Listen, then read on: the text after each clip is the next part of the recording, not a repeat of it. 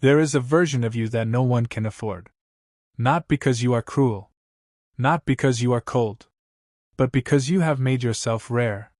You no longer leak energy into people who do not deserve it. You no longer hand out your time like loose change. You no longer explain yourself to those who never earned an explanation.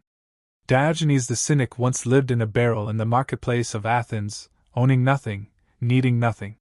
When Alexander the Great, the most powerful man alive, came to find him and asked if there was anything he could do for him, Diogenes looked up from where he was sitting in the sun and said, "Yes. Stand out of my light." Alexander could have given him gold. Could have given him a palace, a title, a place in his court. And Diogenes told the most powerful man in the world to move because he was blocking the sun. That is what it means to be expensive. Not money. Not luxury. It means your peace is not for sale, your attention is not free, and your time does not bend for anyone who has not proven they deserve it. Most people are cheap. They are available to everyone, all the time, for nothing. A text gets answered in seconds. A guilt trip gets an apology. A demand gets compliance. They have priced themselves at zero, and the world has happily agreed to that price. This is the story of how you stop being cheap. How you become a man so disciplined, so self-contained, so impossible to manipulate, that the world has to raise its price just to get near you. Stick with me until the end, because the final lesson is the one that changes everything, and if any part of this reaches something in you, subscribe to Inner Steel, because this is exactly the kind of mind we are building here, one video at a time. Point 1. Your attention is your currency. In the year 1862, a young naturalist named Henry walked into the woods near Walden Pond and decided he would no longer spend his hours the way everyone else did. Henry David Thoreau understood something most men never grasp in an entire lifetime, that attention is the only currency a man actually owns. Money can be taken. Health can fail. Status can collapse overnight. But where you place your focus, in any given moment, is the last freedom a man has. And most men squander it for free. Thoreau watched the men of Concord rush to the post office every day, desperate for letters, desperate for news, desperate to know what other people were doing with their lives. He called it infected news. He said most of what passes for important information is gossip dressed up in a suit. And he made a decision that sounded insane to his neighbors. He walked into the woods, built a small cabin with his own hands, and spent 2 years figuring out what was actually worth his attention, and what was simply noise wearing the mask of urgency. This is the discipline almost nobody practices today. Every notification on your phone is a stranger demanding your attention for free. Every argument online is someone trying to rent space in your mind without paying for it. Every person who calls you too sensitive or too serious when you refuse to engage is attempting to access your currency at a discount. Marcus Aurelius wrote to himself, in the privacy of his own journal, never intended for anyone else to read, "You have power over your mind, not outside events. Realize this, and you will find strength." He wrote this while ruling an empire, while plague swept through Rome, while wars raged on 3 fronts. If the most powerful man on earth had to guard his attention that fiercely, what makes you think yours is so cheap that anyone with a grievance, an opinion, or a moment of boredom should get free access to it? When you become expensive with your attention, something strange happens. People notice. They notice that you do not flinch at every text. They notice that you do not perform outrage on command. They notice that your eyes do not dart toward every flicker of drama, the way a hungry dog's eyes dart toward a dropped piece of food. And that stillness, that refusal to be cheaply bought by every passing stimulus, is the first thing that makes a man valuable in the eyes of people who actually matter. Thoreau left the woods after 2 years, not because he failed, but because he said he had other lives to live. He had proven what he set out to prove. He did not need a crowd's permission, a forum's approval, or society's understanding. He simply lived according to what he had decided was worth his attention, and let the rest of the world spend itself into bankruptcy chasing things that did not matter. You do the same. Before you give your attention to anything today, a comment, a headline, a person's bad mood, ask the only question that matters: is this worth my currency? Most of the time, the honest answer is no. And the moment you start asking that question consistently, you stop being cheap. Point 2. Stop explaining yourself. Cato the Younger was a man Rome could not buy, could not threaten, and could not manipulate, and the people around him hated him for exactly that reason. When Julius Caesar offered him a path to power, an alliance, a place at the table of the men running the Republic, Cato refused. He did not owe Caesar an explanation for his refusal. He simply said no and continued living by the principles he had already decided were non-negotiable. This drove people insane. Senators, generals, men far more powerful than Cato, could not understand how someone could say no without justifying it, without softening it, without performing the apologetic dance that weak men perform when they refuse a powerful person. But Cato understood something that most men never learn. Every explanation you give to someone who has not earned one is a small surrender. It is you handing them a string, attached to your decision, that they can pull on later. Watch how cheap men behave.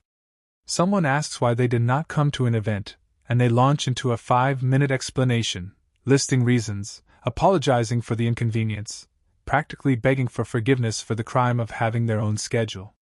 Someone asks why they said no to a request, and they over-explain until the no sounds like a maybe, until the door that should have closed stays cracked open for the other person to push through again. Cato never did this. When he disagreed with the direction Rome was taking under men hungry for personal power, he stood in the Senate and said exactly what he believed, without dressing it in apology. He was eventually outmaneuvered, exiled from relevance by men with more soldiers and more gold. But history does not remember the men who explained themselves into submission. It remembers Cato, the man who would rather lose everything than negotiate his principles down to a price someone else could afford. There is a story from later in his life, after Caesar had won the civil war and taken control of Rome entirely. Cato was in Utica, in North Africa, and he knew the world he believed in was finished. Caesar wanted to capture him alive, wanted to publicly forgive him, because forgiving Cato would have made Caesar look magnanimous, and would have broken Cato's principles by forcing him to accept mercy from a man he considered a tyrant. Cato understood the trap perfectly. He chose to end his own life rather than give Caesar that satisfaction, rather than owe an explanation of gratitude to a man whose rule he never accepted. It is one of the most extreme expressions in history of a single idea. Some men would rather lose everything than let someone else write the terms of their surrender. You do not need to go that far. But you need to understand the principle underneath it. When you explain yourself to people who have not earned the right to question you, you are quietly telling them their opinion of your choices matters more than it actually does. Every time you say no and then ruin it with 3 paragraphs of justification, you are handing your power back to the very person you just tried to set a boundary with. Practice this the next time someone asks why you didn't reply, why you left early, why you said no. Try the sentence without the explanation attached. I can't make it. Full stop. Watch how uncomfortable that makes people who are used to you being cheap with your reasons. That discomfort is not a problem. That discomfort is the sound of you becoming expensive. Point 3. Guard your energy like a kingdom. Seneca, writing letters to his friend Lucilius near the end of his life, returned again and again to one obsession: the careful, almost miserly protection of one's own energy and time. He compared a man's life to an estate. A foolish man, he said, will let strangers wander through his property, trample his crops, and take what they like, simply because he is too polite or too distracted to stop them. A wise man builds walls. Not to be cruel to the world, but because an estate without walls eventually has nothing left worth protecting.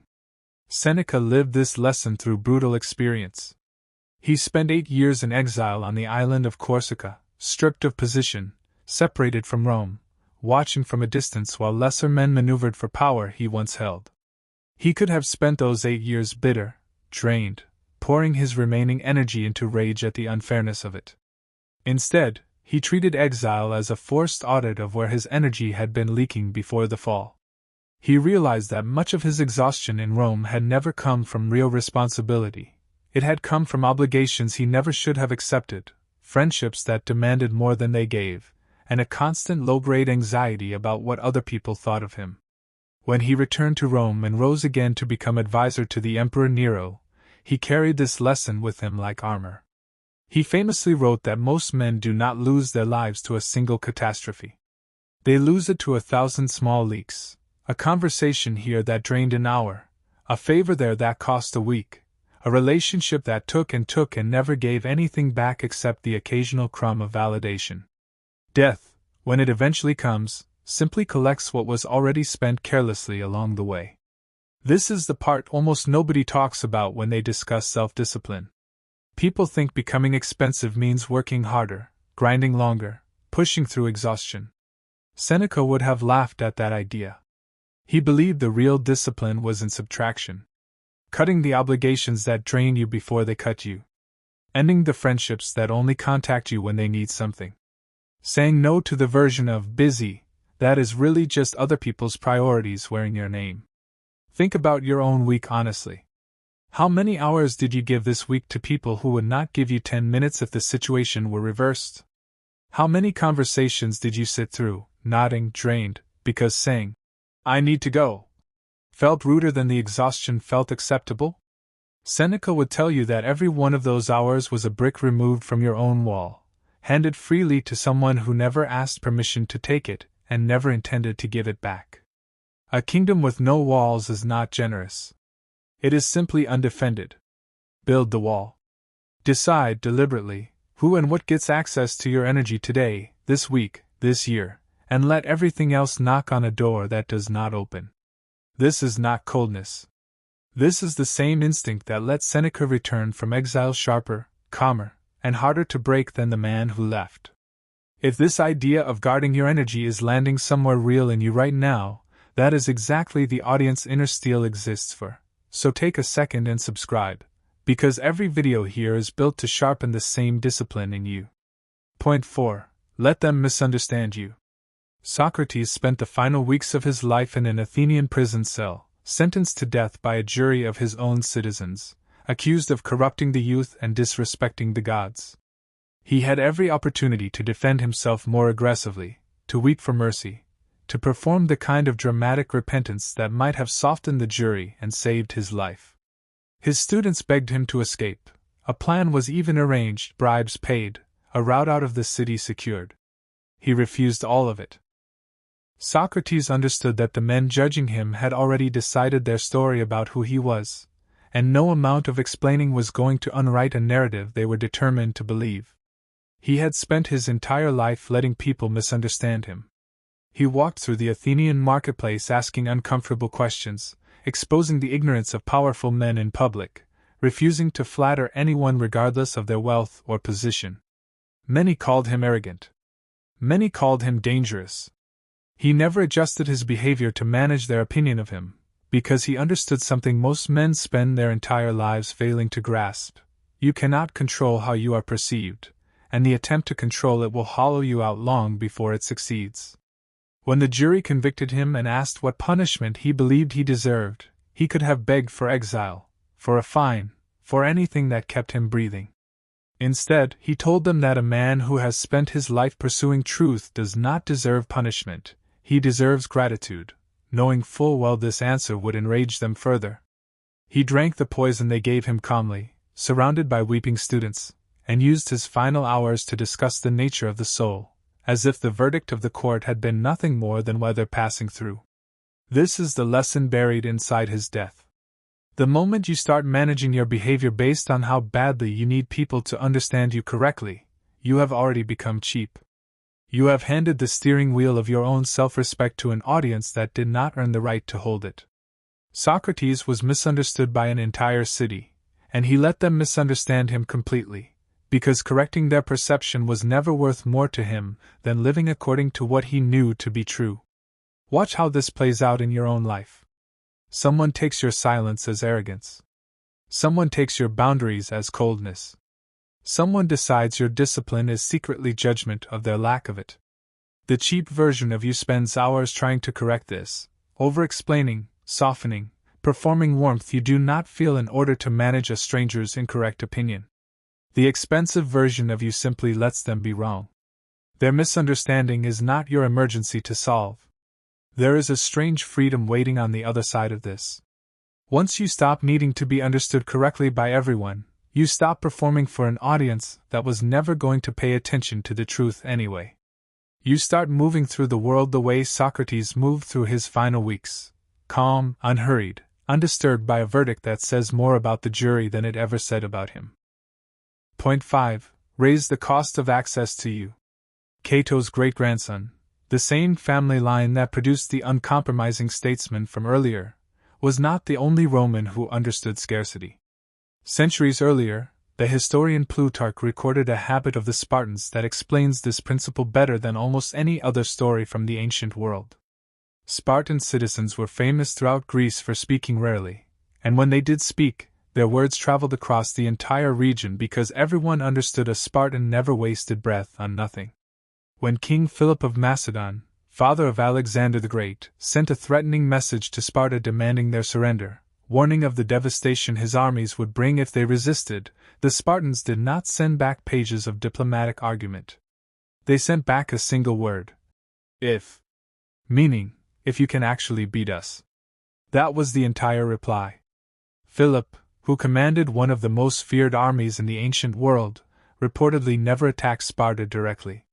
A single word, spent at the right moment by people known for spending nothing, carried more weight than 1,000 words from a kingdom known for talking constantly. This is what it means to raise the cost of access to yourself. A Spartan word meant something because Spartans rarely spoke. A king's attention meant something because kings did not personally address every farmer's complaint. The moment something becomes available to everyone, constantly, for free, it stops carrying any weight at all, no matter how valuable it once was. Apply this to your own life directly. If you respond to every message within 60 seconds regardless of who sent it or what it says, your responses carry no weight, because everyone already knows they can get instant access to you. If you say yes to every invitation regardless of your own plans, your yes stops meaning anything, because people understand they can always extract it from you eventually. If you forgive every disrespect without consequence, your boundaries stop functioning as boundaries, because everyone has learned, through repeated experience, that the boundary is decorative. Becoming expensive means deliberately slowing the rate at which you are accessible. Not from arrogance. From understanding that scarcity is what gives anything, words, time, presence, its actual value. The Spartans were not cruel for speaking rarely. They simply understood that a kingdom known for talking constantly gets ignored by history, while a kingdom known for speaking only when it matters gets remembered for 2,500 years for a single word. Practice this the way the Spartans practiced it. Before you speak, ask if the words are worth spending. Before you respond instantly, ask if the message has earned instant access. Before you say yes, ask if this yes is going to mean anything once you have started saying it to everyone, every time, without discernment. This is not a video for becoming cold to people you love. That is the part most men get backward. It is exactly the opposite. The fewer things you spend yourself on, the more genuine weight you have to give the people and the work that actually deserve it. Point 6. Viktor Frankl and the price they could not pay. There is a story that explains the entire philosophy of this video better than any other, and it comes from a place where men had been stripped of absolutely everything money could measure. Viktor Frankl was a psychiatrist in Vienna before the Second World War, a man with a career, a family, a future. All of it was taken from him when he was sent to Auschwitz and later Dachau, concentration camps where the Nazis attempted, deliberately and systematically, to strip every prisoner of anything resembling dignity, choice, or self-worth. Frankl watched men around him die not only from starvation and disease, but from something he came to call a complete loss of inner freedom, a surrender of the one thing the guards could never physically confiscate, which was a man's attitude toward his own suffering. He noticed something remarkable in the camps. Some prisoners, even in the worst conditions imaginable, retained something untouchable. They gave their last piece of bread to someone weaker. They held on to a memory of someone they loved and let it warm them through freezing nights. They refused, even stripped of clothing, possessions, and names, replaced by numbers tattooed onto their arms, to let the guards purchase the only thing they had left, how they chose to respond to what was happening to them. He wrote, after he survived and was finally liberated, one of the most important sentences ever recorded about human psychology. Everything can be taken from a man but one thing, the last of the human freedoms, to choose one's attitude in any given set of circumstances. The guards could take his clothes, his name, his family, his career, his body's strength. They could not take the one decision that remained entirely his, what he would do with his mind in response to what was being done to his body.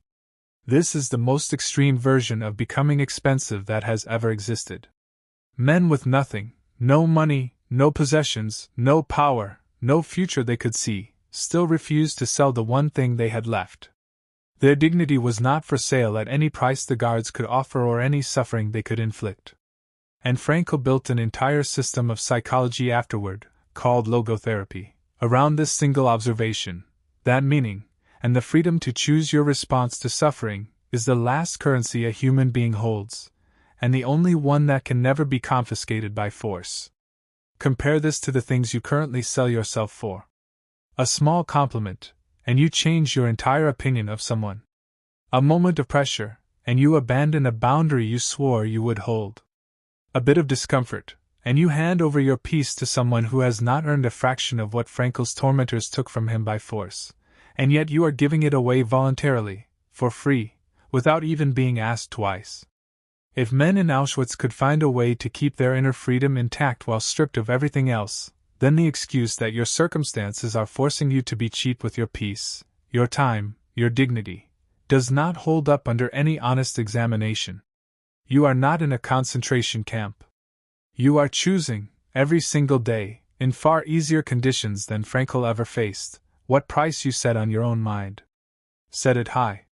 Set it somewhere no one can afford without earning it first. Point 7. The last lesson: become the standard, not the exception. Marcus Aurelius did not write his private journal, the collection we now call Meditations, to be published. He wrote it to remind himself, daily, of who he had decided to become, because he understood that even an emperor, a man with more external power than almost anyone in human history, could lose himself completely if he let the world's constant demands set the price of his character. He wrote about waking up each morning expecting difficult people, ungrateful people, people who would try to take more from him than they ever intended to give. And he made a decision, repeated almost like a daily ritual throughout his journal, that their behavior would never be allowed to set the terms of his own. He would remain disciplined, calm, and fair, not because the world deserved that version of him, but because he had decided that version of him was who he actually was, independent of what anyone around him chose to do. This is the final piece of becoming expensive, and it is the one most men never reach. It is easy to be calm when no one is testing you. It is easy to hold a boundary when nobody is pushing against it. The real test, the one Marcus faced every single day ruling an empire under siege from every direction, is holding your price steady when the entire world is trying to negotiate you down. He wrote, "Waste no more time arguing about what a good man should be. Be one. Not perform one. Not explain one. Be one, consistently, regardless of audience, regardless of whether anyone is there to notice or reward it." This is the difference between a man who is expensive because he is performing scarcity for attention, and a man who is expensive because his standards do not move regardless of who is watching. Marcus Aurelius died on a military campaign, in a tent, far from the comforts of Rome, still writing to himself about discipline until nearly his final days. He never wrote those journals for applause. He wrote them because he understood that character is not a performance you give the world. It is a price you hold with yourself, consistently, even in the moments, especially in the moments, when no one else is checking whether you are still paying it. This is what becoming expensive actually means, underneath every story in this video. It is not about being unreachable, cold, or cruel. It is about deciding, with total clarity, what your attention, your time, your peace, and your dignity are actually worth, and then refusing, consistently, regardless of pressure, to sell them for less than that price. Diogenes did it from a barrel with nothing. Cato did it facing down the most powerful man in Rome. Seneca did it through exile and return. Socrates did it facing his own execution. Frankl did it in a concentration camp. Marcus did it while ruling the known world. None of them needed wealth to become expensive. They needed standards that did not move. Start today. Decide what you will no longer give away for free. Decide whose opinion no longer gets a vote in how you feel about yourself. Decide that your peace has a price, and that price is no longer zero. And if this video gave you something worth carrying into the rest of your day, subscribe to Inner Steel. This channel exists for exactly this, building men who hold their price, no matter what the world offers to pay.